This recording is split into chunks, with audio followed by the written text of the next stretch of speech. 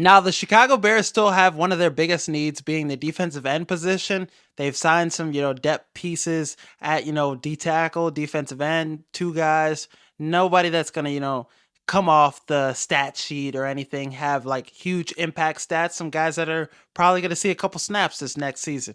But I think some moves I would do to, improve that defensive end position opposite side of Montez Sweat. I think obviously I did a video about it already, but re-signing Yannick Ngakoue, I think that would be huge. You could sign him after the draft. You don't have to rush to sign him. You could get a deal done with him, a cheap and affordable deal. I mean, before Montez Sweat, came into the picture last season, he struggled a little. He can't be your number one guy, but as a guy that's, a rotational guy or your second or third best pass rusher, I could see that working for him really well. He's still a consistent 8 sack guy. He's coming off injury. I mean, when Montez Sweat came into the picture, he was getting after the quarterback, at a better rate. He had a couple of games where he had a sack. So those two worked well with each other. And he's a good locker room guy. He was working with the young guys, giving them tips after practice and stuff. So I really like that aspect.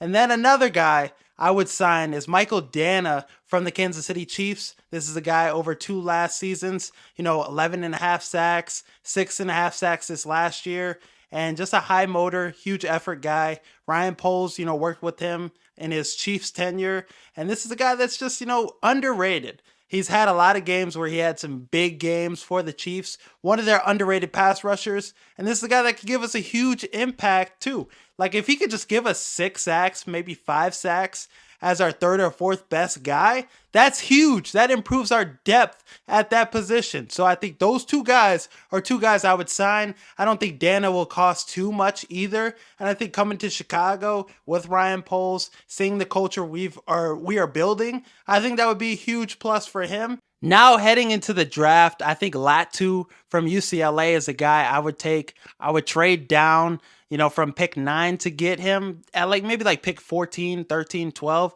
one of those, spots, because he's still going to be there. I think with the injury history, he's not going to be the first pass rusher off the board. Dallas Turner is probably going to be gone at pick 8 to the Falcons.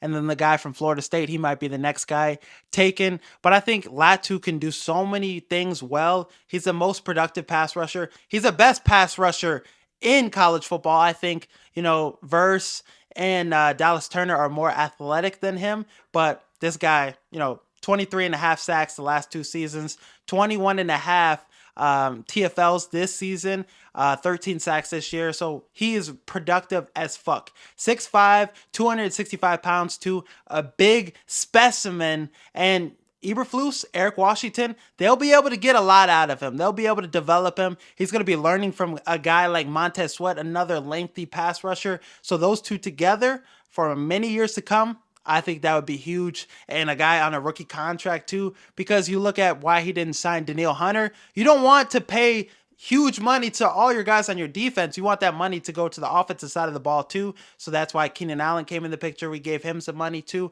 We're probably going to extend him soon. His cap hit is kind of huge, but we're going to extend him, get a deal done. I think, a 2-year deal pretty soon.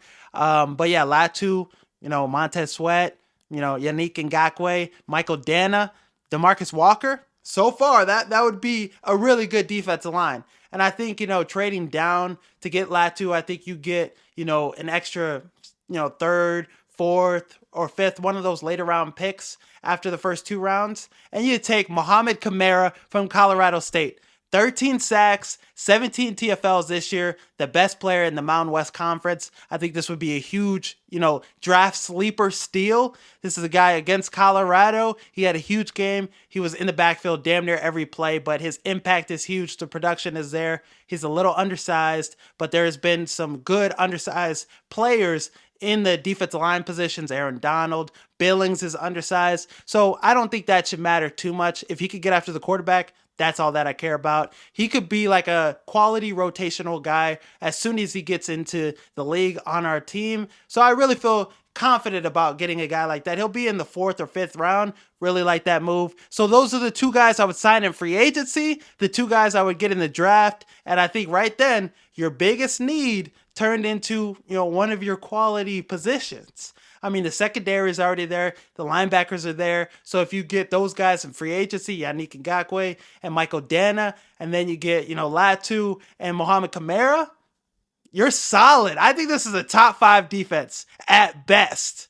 He said all the right answers. His PR team, they prepared him pretty well. Says he likes deep dish pizza, has been, doing his homework, studying over Walter Payton, Michael Jordan. That boy excited. He geeked. When you watching Mike tape, you geek. Yes.